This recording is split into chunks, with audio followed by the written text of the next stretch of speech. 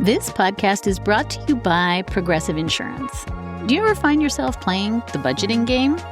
Well, with the Name Your Price tool from Progressive, you can find options that fit your budget and potentially lower your bills. Try it at progressive.com. Progressive Casualty Insurance Company and Affiliates. Price and coverage match limited by state law. Not available in all states.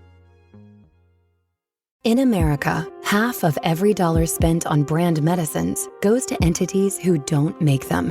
While middlemen like PBMs and 340B hospitals drive up costs, Biopharma is investing $500 billion in new infrastructure and manufacturing here at home, and helping patients buy medicines directly at lower prices. Tell Washington to end middlemen markups and put American patients first.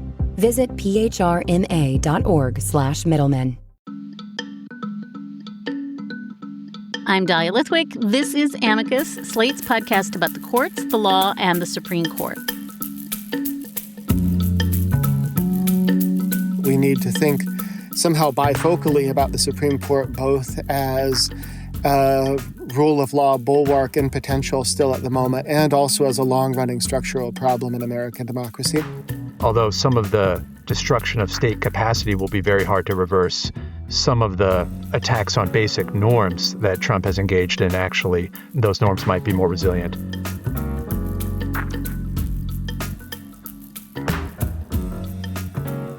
In the tryptophan haze of the long weekend after Thanksgiving, I thought we might do one of what we sometimes call our thinky shows. That is, a show about big themes and big questions, an attempt to locate ourselves within the swirling, to anchor ourselves with a little bit of analysis with a horizon broader than a news alert or a TikTok take.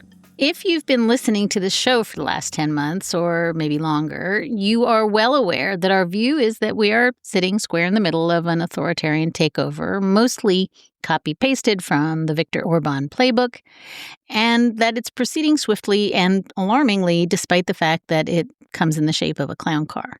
This week's guests, both of whom I admire immensely, asked in a recent piece in the Boston Review, "What are we living through?" in a written attempt to make meaning of competing narratives about this present moment in U.S. history. So we might better understand, as between authoritarian rupture, just the latest expression of deep-seated dysfunction, or the flip to some new constitutional order, which of these is in fact the true story of America in 2025. I'm just delighted to introduce two great thinkers. Jed Britton-Purdy is a law professor at Duke University and author most recently of Two Cheers for Politics, Why Democracy is Flawed, Frightening, and Our Best Hope. David Pozen is a law professor at Columbia University and author most recently of The Constitution of the War on Drugs. So Jed and David, I just am so happy that you're here, and I'm happy you're here this week when my brain sort of hurts from breaking news. Thanks, Dahlia. Good to be here with you. Thanks. Before we really dive into the piece, the substance of it, I would love to talk about what it was that brought the two of you together to try and name and understand this present moment. I think most of us, for all the wrong reasons, tend to start from the proposition that we know exactly what we are living through, and everyone who doesn't agree with us is a moron. And you have not started from that place. And David, maybe you can just tell me a little bit of the genesis of what led the two of you to try to pan back a little. Sure. The piece grew out of conversations Jed and I were having in which we tried to make sense of what was happening all around us, from some colleagues and relatives urging us to flee the country, Yale's top scholars of fascism actually fleeing the country, to other colleagues and friends suggesting that was hysterical and comical, a reaction to an ordinary regime change. And in the course of a single day, I think Jed and I found ourselves toggling across wildly different diagnoses of where the country is at. And so the piece really started as an earnest effort to get our bearings in a time that we have experienced as more destabilizing and confusing than I think any other in our adult lives. Dahlia, I might just add that we also found, as we began to try to hash out the themes together, that more and more people we spoke with who would seem to have very strong sort of official public positions about what's happening, in fact, seemed sort of relieved and delighted to be able to tell us that they found themselves skidding uncontrollably across the various three positions over the course of a day, depending on the latest headline they'd read or which historical analog they were thinking about or whether their children had to go to urgent care that day. So we did begin to develop a sense that we weren't just trying to think out of our own heads, but that the sense of bewilderment we were dealing with might be more widely shared. I do love the proposition of naming the fact that we are all toggling between split screens and we all change our minds about everything, certainly on this show multiple times. And so I think it's incredibly useful to be vulnerable to that. I wonder if we can walk through the three frames that you're describing. We'll just go one by one. And maybe you can start, Jed, because as I suggested, the first one is very much, I think, the animating zeitgeist of this show, and that is the idea that we are simply in some kind of authoritarian crisis. Sure. So although the authoritarian crisis frame needs no introduction, I'll try to give it an efficient one. So this is the view, as you said, that we are caught in a timeline that's defined by an authoritarian playbook. The playbook is in some ways copied from Orban's Hungary, Bolsonaro's Brazil, Modi's India, maybe a variety of regimes that have become increasingly illiberal in the last decade or so. We're part of that pattern on this take. What does it mean that we're part of that pattern? It means that there is a consolidation of unaccountable power in the executive. It means that the president is using the power of federal law enforcement to target enemies such as Jim Comey and Jim Comey's family, and to reward friends such as Eric Adams. It means that independent institutions like the legacy media and the universities that have thought of themselves as really secured by the First Amendment to do their own thing in their own way, now find themselves the targets of pretty explicitly partisan strong-arming. And it means the deliberate erosion of the stability and credibility of the electoral system under partisan pressure from the administration, and maybe even at a higher level of abstraction. It means a shift in the tone of politics from a sense that even though it's bad, we're all in it together, to an explicit friend-enemy kind of logic where if you're on the other side, you need to be crushed and all the tools of power are going to be brought to bear to try to do that. So all of those specific symptoms kind of add up to and are drawn up into that broader sense that we're in a politics that's not working normally and where all of the structures people have taken for granted before are going to come under pressure or there'll be an attempt to shatter them. And so you could say, where are we? We're on the brink of moving into a different kind of regime and one that will be less free and thus democratic. We had Kim Lane Shepley on the show very early on, and she essentially read us, here's the Orban playbook. You go after the courts, you go after the academies, you go after the press. So I live comfortably in that water. But David, I'd love for you to expound on door number 2 here, because we dip into that an awful lot in the discourse and don't always name it. And door number 2 is essentially same old, more of the same. It has ever been thus, right? Right, or taken further. So if the first position on where we are now, the authoritarian crisis view, is the province of mainstream liberal and centrist publications and voices like this podcast and the New York Times and the Atlantic and Kim Lane Shepley in the Academy. The second is more associated with the political left, and we call this the more of the same perspective. And it sees Trump and Trumpism as illuminating and intensifying long-running trends and pathologies rather than fundamentally breaking the mold. Some of what Trump has done in this term takes further standard Republican priorities and policies like hostility to affirmative action or abortion or tax cuts for corporations, environmental deregulation. We know this from Republican politics for several decades now.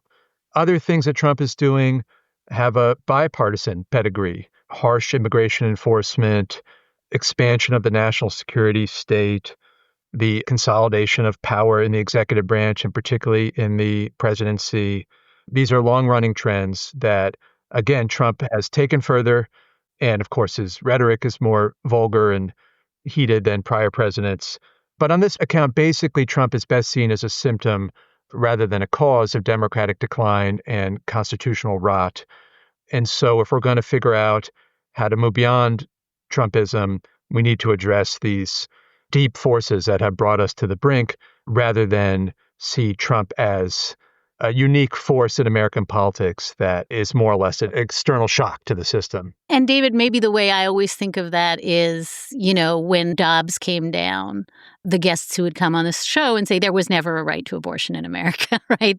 It's the people who say there was never actually a right to vote. There was never actually anything other than an incredibly racist carceral state.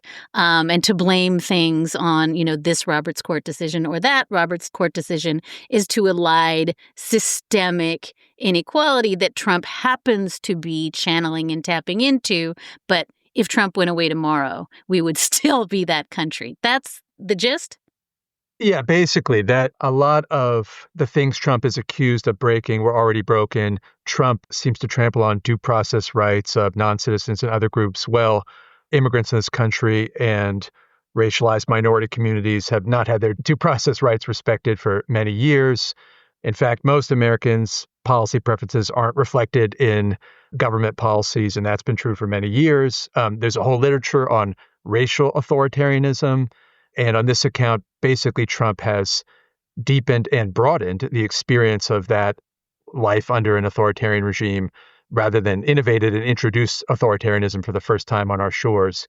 So, yes, this is the basic proposition that America has never had a really well-functioning democracy, and Trump has revealed that rather than created that harsh reality. And Jed, number 3 is the one we keep hearing out of the White House when people squawk and we hear, this is what presidents do. This is just constitutional regime change. This is Stephen Miller saying, we have a mandate. You all voted for this. We're just doing what FDR did and what presidents have historically done when they usher in a new constitutional worldview. So, everybody take a breath. Well, you put it pretty well there, Dahlia. I think you said about as well as I can what the view is from the administration and many of its most thoughtful supporters. As you said, it starts with the observation that the way we change constitutional regimes in this country, unlike in some other republics like France, is not by writing a new constitution.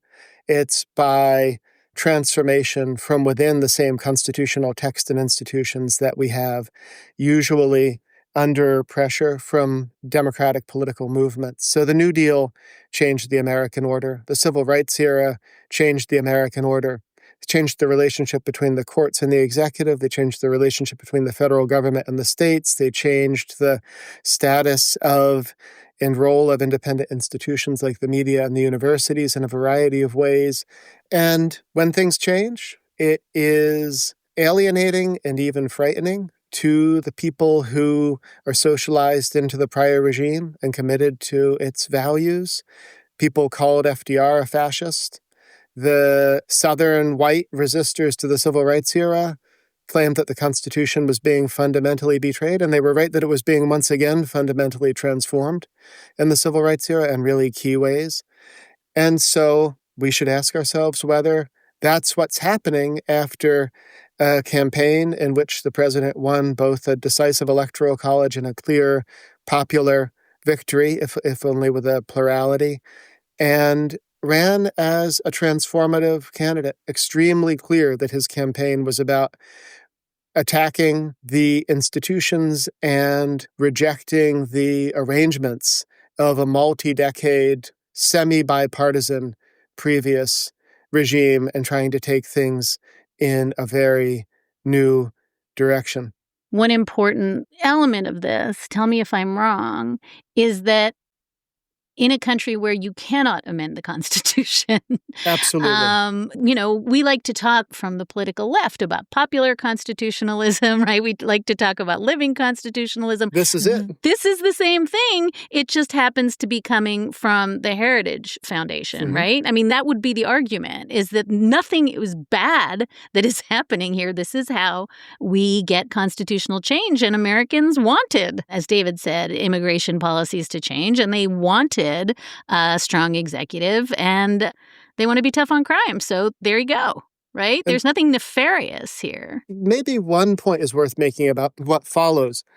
It wouldn't mean that anyone on the left or any liberal should say, okay, great, I guess I have to like Trump's immigration policy now. What it means is that there's a critical distinction between serious, heartfelt disagreements about the direction of politics, which have to be fought out electorally, and the loss of the constitutional system. And this framing says this is still the same constitutional system. So if you oppose it, fight it. Absolutely, fight it.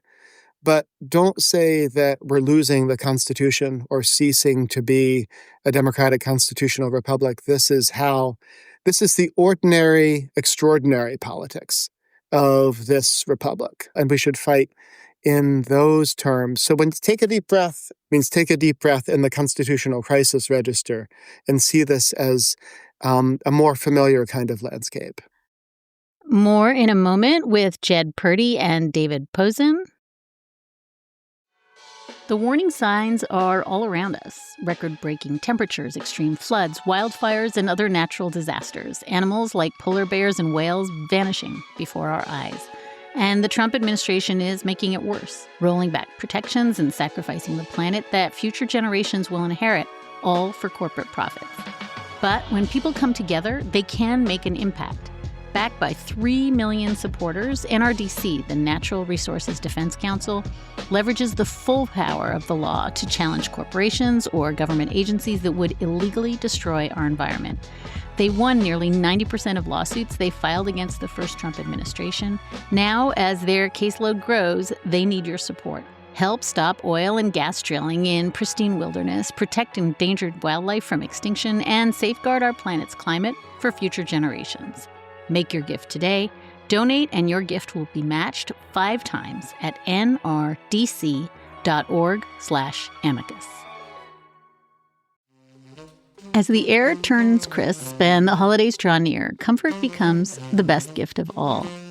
Right now, I am loving a sweater that I got from Quince, lightweight cotton cashmere link stitch dolman sweater. It's in this heavenly color called Mountain Spring Blue, and it's the color of summer with the cozy of fall. Quince has it all: $50 Mongolian cashmere sweaters made for everyday wear, denim that never goes out of style, silk tops and skirts that add polish, and down outerwear built to take on the season. Step into the holiday season with layers made to feel good, look polished, and last from Quince. Perfect for gifting or keeping for yourself. Go to quince.com/amicus for free shipping on your order and 365-day returns. Now available in Canada, too. That's QUINCE.com/amicus to get free shipping and 365-day returns. Quince.com/amicus. The Obama Foundation is helping to lift up emerging leaders with the tools, training, and support that they need to meet this moment in history. At a time when democracy feels under pressure, the Obama Foundation is investing in the next generation of leaders. These young changemakers are stepping up in communities around the world, turning ideas into action and challenges into solutions. The Obama Foundation believes that leadership is not about one person. It is about building movements, fostering collaboration, and creating lasting impact. Through programs, mentorship, and community engagement, the Foundation equips young leaders with the skills and tools that they need to tackle today's toughest challenges, from civic engagement to education, social justice, and climate action. Hope isn't passive, it's hard work, and the Obama Foundation is giving emerging leaders the resources they need to turn hope into meaningful change, because when we empower people to lead, we unlock the future. Donate today by visiting obama.org/youth. Let's return now to my conversation with Britton-Purdy and David Pozen.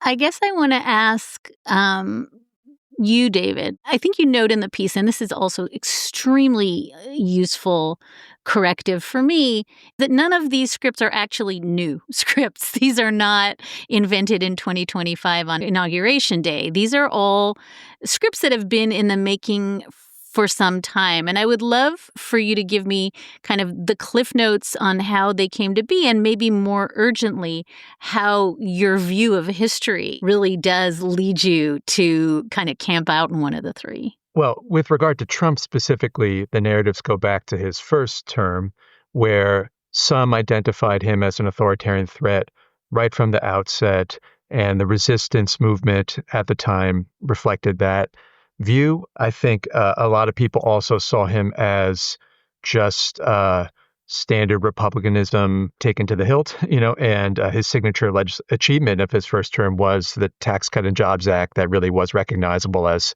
an intensified version of familiar partisan politics. And then the regime change view was more aspirational in the first term. I don't think, although he transformed the judiciary, I don't think he otherwise articulated a clear constitutional vision in the first term. But all three positions began to coalesce in the first term, but have really come into the fore in the second term when the stakes seem so much higher and Trump seems up to something more transformative, though no one can agree on exactly what it is. On the larger historical perspective, one thing we suggest in the piece is that where you land in diagnosing the present is inseparable from your view on what American politics looked like prior to Trump. So those who think we've fallen off the cliff into, Orban or Erdogan style authoritarianism generally had a pretty optimistic view of how we were doing before Trump, where for all of the flaws of our system, we had a full democracy and we had liberal safeguards against various abuses of power that Trump has engaged in, so that there is something jarring and discontinuous about what we're seeing now. Those in the more of the same camp, as already mentioned, had a much more pessimistic take on where we were throughout the 20th century. And you could point to indicia of this, like when Trump first won the presidency, the Economist Democracy Index downgraded the U.S. from a full democracy to a flawed democracy. And of course, on some accounts, we were a flawed democracy much before that. So this narrative stresses continuity. Basically, Trump has exposed the authoritarian tendencies that were always latent within capitalist liberal democracy. And then finally, on the regime change view that we were just discussing, the emphasis tends to be on liberal capture or liberal hegemony. Christopher Rufo, one of the theorists of the Trump administration, likes to invoke a Gramscian term about hegemony. And on this view, liberals basically captured the constitutional order for several generations. The turning point was really the New Deal. The Civil Rights Revolution was a second transformation. And these are contingent developments. They're not timeless constitutional truths. And so if we think in terms of generational renewals or ruptures, now it's the right's turn. And as Jed said, they're pursuing their version of constitutional regime change. On that, I can't help but note, Dahlia, this is a bit of a digression, that even separating out what you think on the substance of what Trump is doing and how vile you may find some of his policies, just on the process through which he's pursuing them, I do think it's important to emphasize that this is not the New Deal in terms of the kind of democratic mandate Trump can claim. He's never even enjoyed majority support, much less supermajority support in the public and in Congress the way FDR did. So really the weakest procedural strut of the regime change view for Trump is that generally, while it's true under our system, constitutional change happens without formal amendments, often deep constitutional change does generally require sustained, strong majority support for whatever direction we're moving in. And that is just conspicuously lacking here. It makes this much more problematic historically and democratically. May I jump on that point just for a moment? Because I think it's extremely important. And I think a related difficulty is that the lack of majority support for Trump's program is not unique to Trump's program, but seems to be symptomatic of a multi-decade pattern in American politics in which we have collapsing trust in public institutions, collapsing trust in fellow citizens, and intensified partisan animosity of a form that essentially means that in any circumstance we have two minority parties.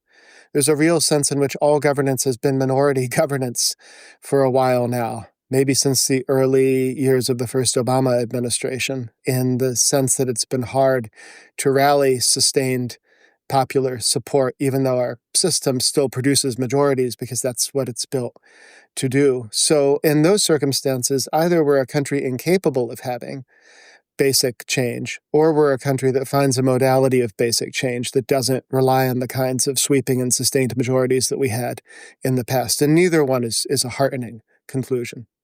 Yeah, I mean, I found myself as I was reading the piece struggling between these two positions of, they're right. This is why we can't have nice things. Congress doesn't function. The courts are not necessarily the bulwark of democracy we believe them to be. We can talk about the flaws of the media and of plutocracy, blah, blah, blah.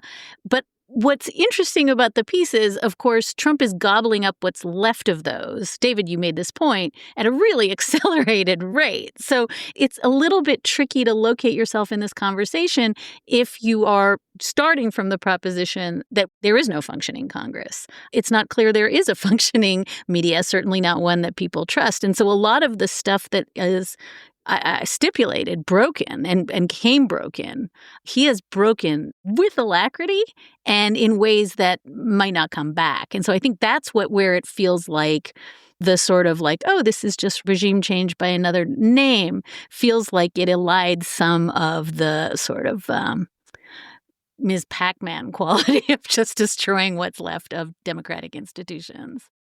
Yeah, I'll just say I think this points to attention and where we go from here, if we were assuming that we are able to dig out at all. The authoritarian crisis view tends to be paired with a pretty defensive and minimalist set of recommendations for how we resist Trumpism and then restore something like normalcy. We need to have bipartisan coalitions that are focused on some thin areas of consensus, like support for the rule of law and basic, some of the institutions you named. And this is like Kamala Harris campaigning with Liz Cheney, a grand coalition, defensive crouch posture. And the imperative is just to get rid of Trump and find basic common ground. But if you're right that Trump has both exposed, deep rot in Congress and congressional capacity and in the media and other institutions, then the more of the same diagnosis suggests we need much more fundamental reforms, or we're just going to be vulnerable anew to the next authoritarian. We're not really going to solve the democratic discontent that Trump exploits. And so what do we need to do? We might need court reform or other structural constitutional reforms. We might need to get rid of the filibuster to enable more legislation in the future, even though that's very scary right now.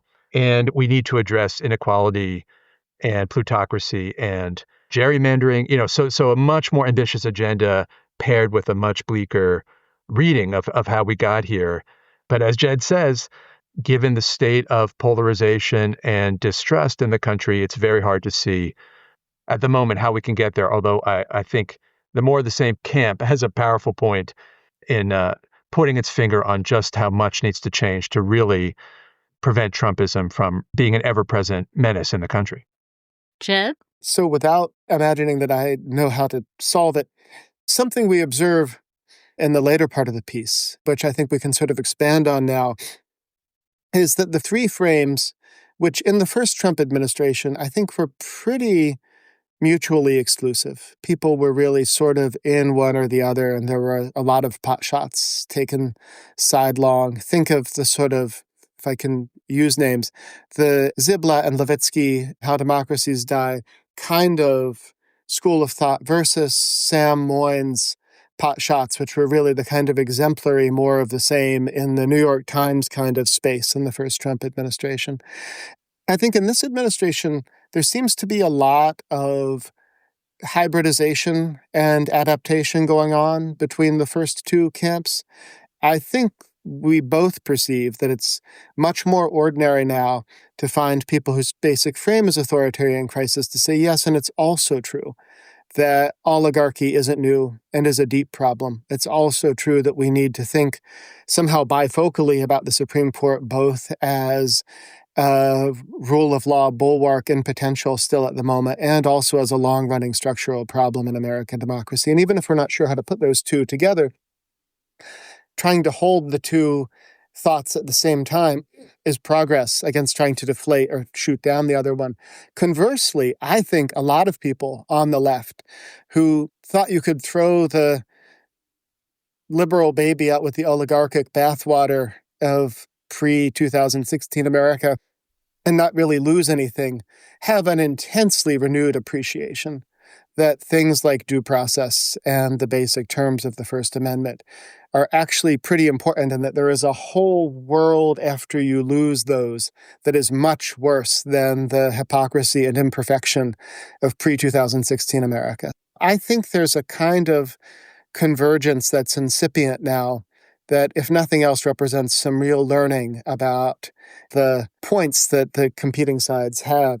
People think lots of things in this country, and you could make lots of maps of memes. The piece is not meant to be a map of memes. It's meant to be a map of reasons. Like, these are things people say that we think have to be taken seriously, even if you don't come down in the same place. And the fact that there's some learning happening seems right, because these are things as to which there ought to be some learning possible. These are not just like crazy things someone thinks. I love the notion that this piece is a map of reasons, because it explains what the project was, which I think felt really meta until I read the piece a couple of times. David, you want to add something? I guess the piece performs a kind of liberal commitment to pluralism or reason giving that is under siege. I was just going to offer another cut on the where do we go from here conversation and why it's vexed. So you noted the authoritarian playbook is what Trump seems to be deploying when he goes after civil society institutions and weaponizes the Justice Department and so on. And that's the standard take of the authoritarian crisis camp. There is an anti-authoritarian playbook that some people refer to for what you do when you're faced with authoritarianism. And it sounds in a kind of liberalism of fear. This is the defensive minimalism of the Liz Cheney-Kamala Harris partnership. And so executive power is scary. So you want to minimize that. Courts are your best bulwarks against authoritarian predations, so defend them at all costs.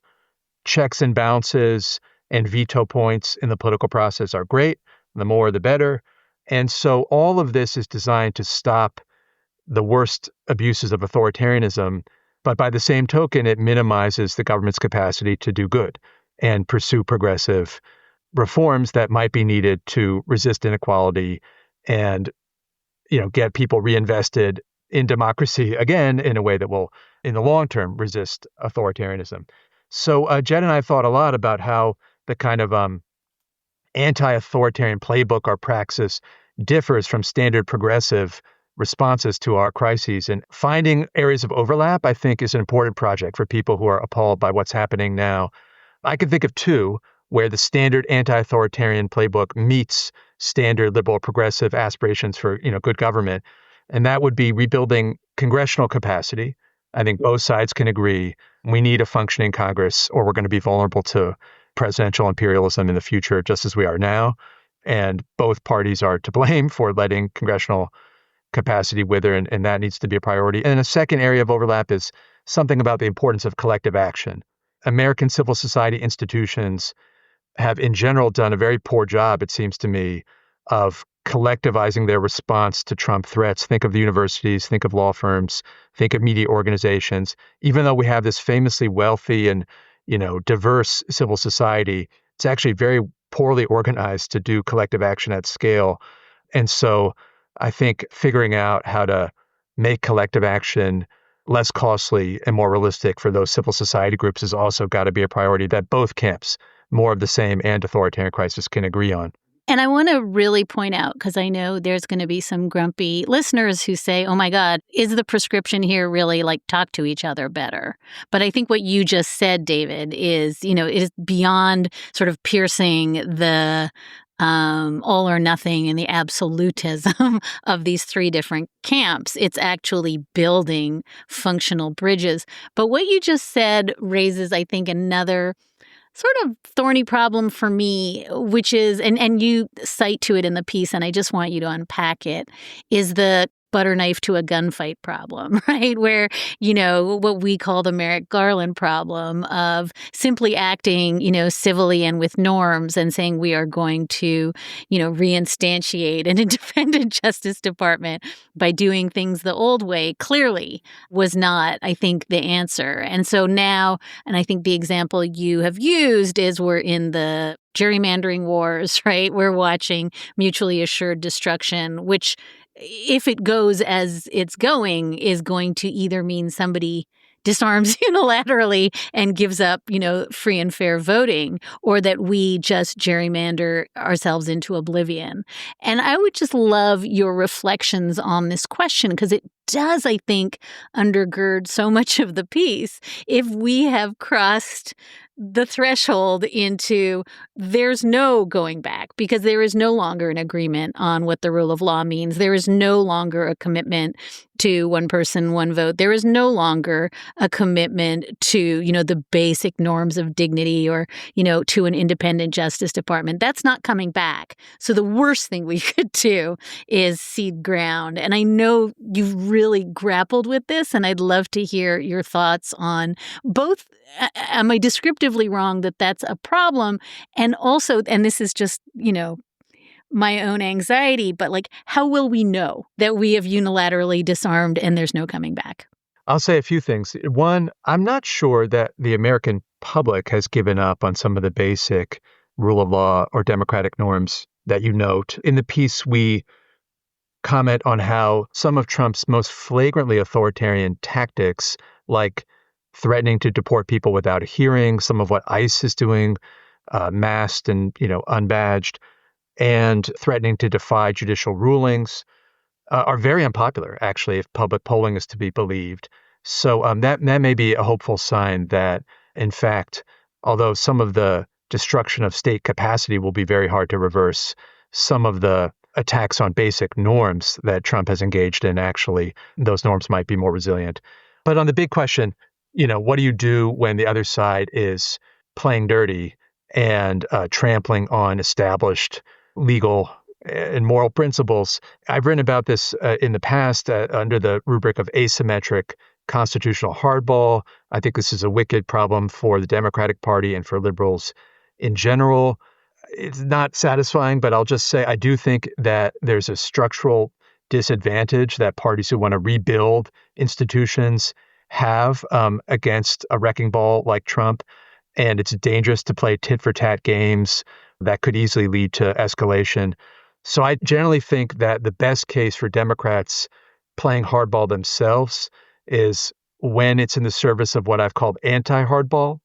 That is, you play hardball at time one to get to a place at time two where both sides are going to be less incentivized to play dirty.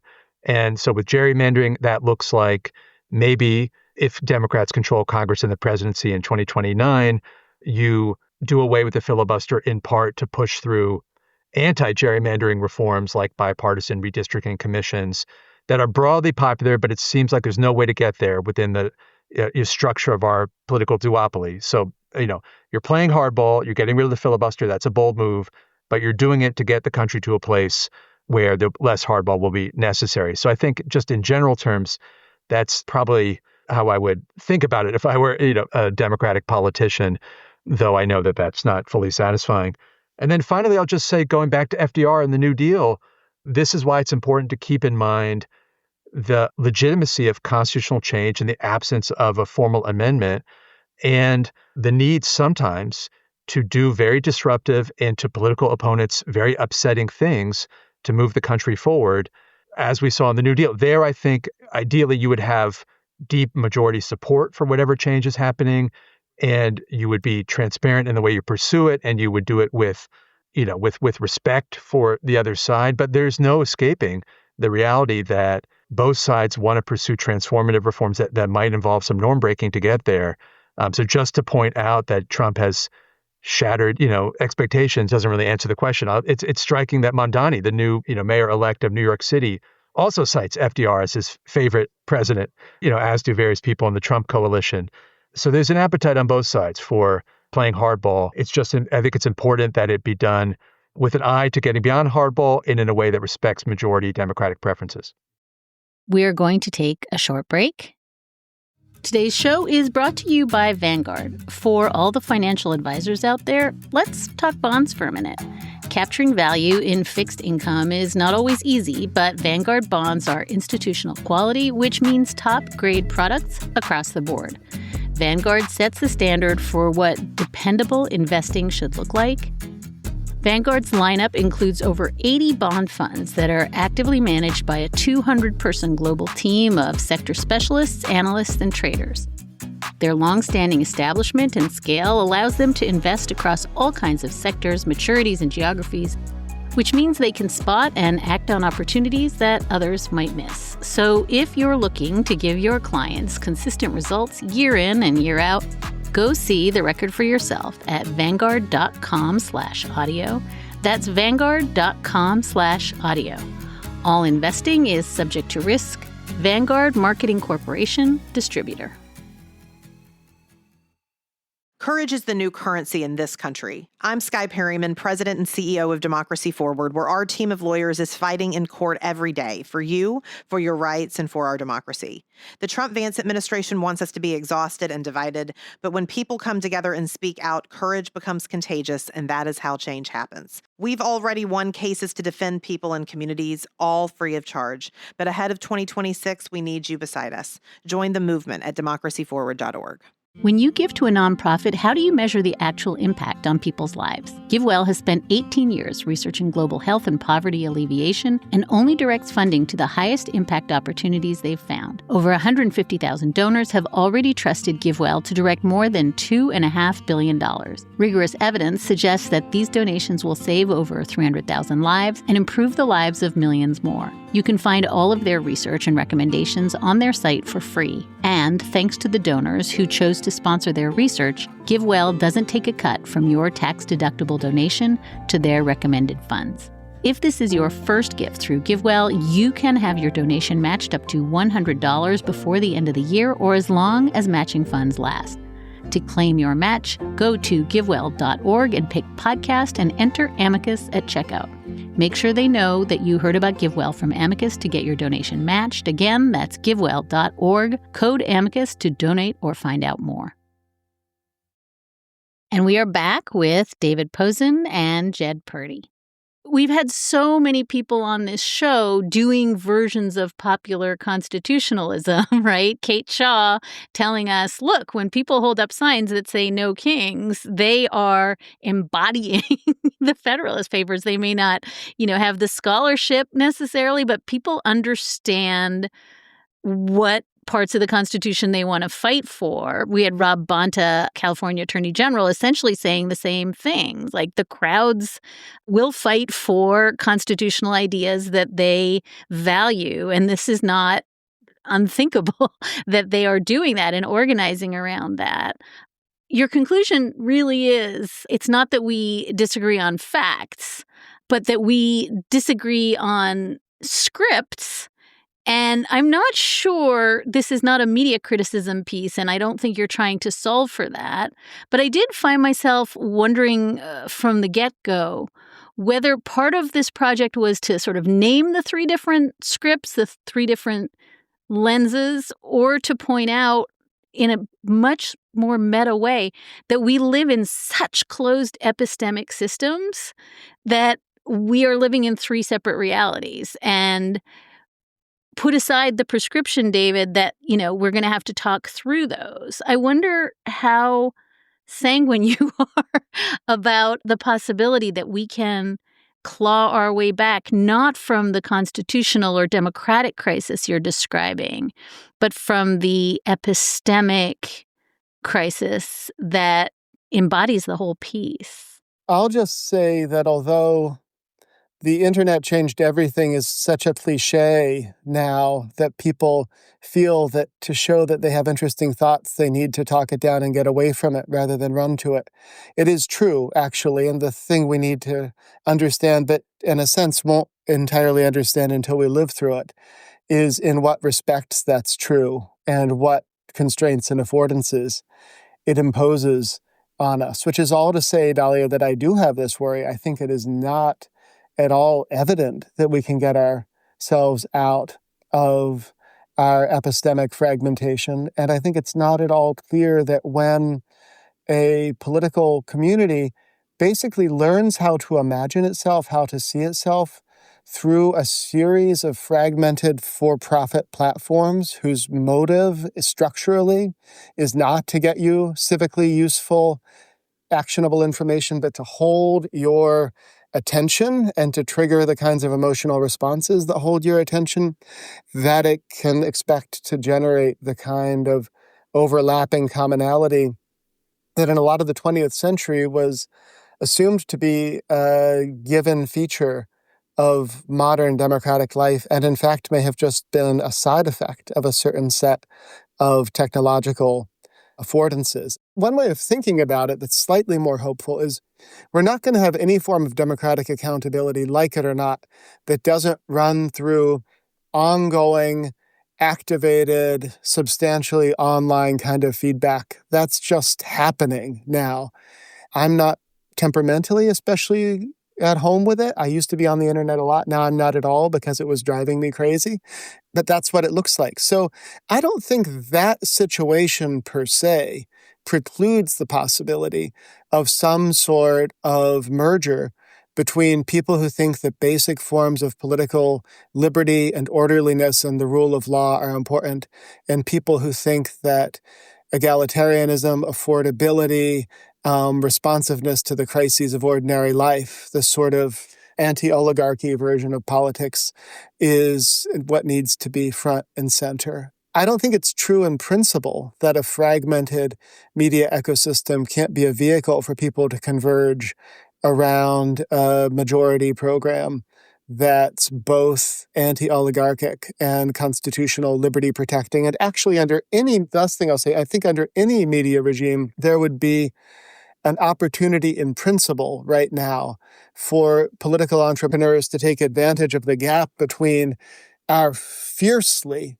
polarized political elite and the persistence of a reasonable convergence around a bunch of questions by majorities or at least very healthy pluralities of the public who are kind of economically populist, kind of culturally moderate, and don't like facial abuses of basic features of due process. The formal political structure as now constituted through the primary system makes it hard for that kind of entrepreneurship to break through, but someone who figures out how to do it will have a great opportunity for a restorative politics. That's the most hopeful thought I have on all of that right now. As is sometimes the case, Jed, you just took me on an emotional roller coaster that is so complicated. But I think I understand what you're saying, which is it could be really bad and get worse, or it could be really good, but that the way we talk to each other is not preclusive of talking to each other in ways that break through these silos. David, did you want to add anything in terms of the possible epistemic one-way ratchet here? It's true, the piece doesn't really address media structure, and that's a big ingredient and a very hard one to solve. The piece is also a kind of map of epistemic polarization that we say has gone beyond, at this point, disagreeing on policies or parties or candidates, but goes to the level of our basic understanding of the kind of country we're living in. If there's anything hopeful, I'll just echo Jed's point that there is widespread appreciation, I think, that things are not going well, that one set of grievances propelled Trump into office, and liberals and centrists and those on the left now, of course, are converging on a set of grievances about where we are under Trump. And if there's anything hopeful, I think it's that creates possibilities for, as Jed puts it, political entrepreneurship, and maybe also new forms of political organizing. I want to land at the following place, if I may, and I'd love to hear from the both of you. I started this show describing this need we have to anchor ourselves in analysis and, use critical thinking skills and name the thing and make meaning of the thing. It's why I love this piece so much. But there is the slightly silly feeling of, chin stroking while masked secret police are disappearing people from the streets. To paraphrase the president himself at his meeting with Mamdani, maybe just call it fascism if it's easier. And that also is glib. That is me ending where I started. But I think what I am asking is, having done this work of sorting and naming and analyzing, what did you learn and how does it inform how you're going to go forward? What did you learn from this project? We can start with you, Jed. I think there was a point in the project where I had a little bit of a naive fact-checking kind of idea. Set them up, evaluate them, knock down the ones that don't stand the fact-checking test. I think I came to a fuller appreciation in the process of writing of the depth and incorrigibility of the differences, and that we really were talking about both views of history and views about constitutional legitimacy that are hard to get onto the same page. But I came to, by the same process, a kind of fuller appreciation that these positions all have versions that are in the space of reasons. And so they're not going away. And whatever politics we have is going to have to involve some kind of an ongoing mediation or way of living together with them, which doesn't mean we all agree. It doesn't mean we all sing the same tune. It's all of those kind of the cliched kumbaya kind of metaphors. But it does mean that thinking like this is part of appreciating that politics really is about living within a space of ongoing, deep, deep disagreement. And that's not just a cognitive mistake, and it's not just people getting tricked. And even if it always has elements of that on every side, and even if none of this means that moral equivalency or neutralism is kind of the right position, it does mean that you don't know what you're living through if you don't understand how what you're living through is actually in part made and powered by disagreement, because disagreement is rooted just in our being different people who are trying to find a way to live together. David, do you have a closing gloss? I'll say maybe two things I felt I learned in doing the piece. One, I think for my own sanity, it was important to try to charitably reconstruct the Trump advisors' own account of what they're up to. And when one does that, and we read more deeply than we might have otherwise into that body of writing and speaking, it's not a crazy account, and there is a deep point there about how constitutional change works in this country and about how the New Deal settlement, if you will, the constitutional order that we've been living with for a while now, is not the same thing as the American Constitution or constitutionalism writ large. And so there's always space for the next generation of citizens and their elected officials to push in a new direction. So I guess I felt I learned something about the internal point of view of the Trump project, even if I'm fundamentally on the outside and in opposition. And then on where I am, I think Jed and I both, I don't want to speak for you, Jed, but are somewhere in between camps 1 and 2, seeing this as being authoritarian crisis, but also more of the same. And there, I think over the course of writing the piece, we saw real dynamism and hybridity between the two positions, where, as Jed already said, liberal anti-authoritarians recognize that there are deeper structural problems in American democracy that if we don't solve, aren't going to dispel Trumpism except fleetingly. And I think more of the same progressives realize that there's something really important about basic liberal rule of law commitments. And so I think that's where the action will be in the coming months and years, the possibility for the first and second groups to find ways to form coalitions. Jed and I are both at universities, and as Trump attacked universities, including Columbia, one response immediately from some of my colleagues was, the lesson here is, universities need to cut themselves off from federal funding. We're too vulnerable to a crackdown from an authoritarian like Trump. And so the right response is to become fully independent. My own view is that that would be a kind of disaster. Government funding for basic research, I think, is a crucial pillar of a well-functioning system of higher education. And so I think the challenge is not to retreat into a liberalism of fear or a libertarianism where we just ask less of the government and then I think are going to continue to have deep, deep popular discontent, but instead to find a way to have effective government that delivers what people want, reduces inequality, and has new guardrails against authoritarianism because the ones we had turned out to be insufficient. So I think that's a kind of generational project that the piece just names, obviously doesn't make much headway on, that over the course of writing the piece became clear to me that the framing of the challenge, if not the road to get there. Jed Britton-Purdy is a law professor at Duke University and author most recently of Two Cheers for Politics, Why Democracy is Flawed, Frightening, and Our Best Hope. David Pozen is a law professor at Columbia University and author most recently of The Constitution of the War on Drugs. Their piece in the Boston Review is called What Are We Living Through? And if you have a little time, and the turkey isn't making you too dysfunctional, I strongly commend it to you as one of those big Control-Alt-Deletes that we like to do on this show to help think through where we go next. I want to thank both of you for taking time to be with us this week and to wish you and your families a really happy holiday weekend. Thank you. Thank you, Dahlia. Thank you, Dahlia. Happy Thanksgiving.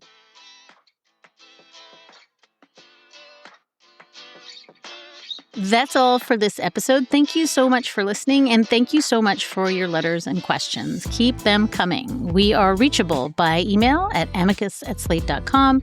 You can find us at facebook.com/amicuspodcast. You can also leave a comment if you're listening on Spotify or on YouTube, or rate us and review us on Apple Podcasts.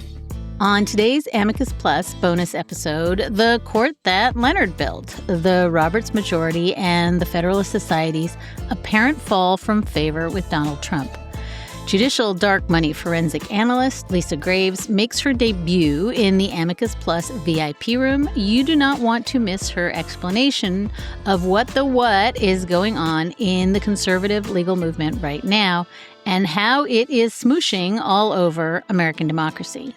You can subscribe to Slate Plus directly from the Amicus show page on Apple Podcasts and Spotify, or visit slate.com/Amicus Plus to get access wherever you listen. That episode is available for you to listen to right now. We'll see you there. Sarah Birmingham is Amicus's senior producer. Our producer is Patrick Fort. Hillary Fry is Slate's editor-in-chief. Susan Matthews is executive editor. Mia Lobel is executive producer of Slate Podcasts. And Ben Richmond is our senior director of operations. We'll be back with another episode of Amicus next week. Until then, take good care.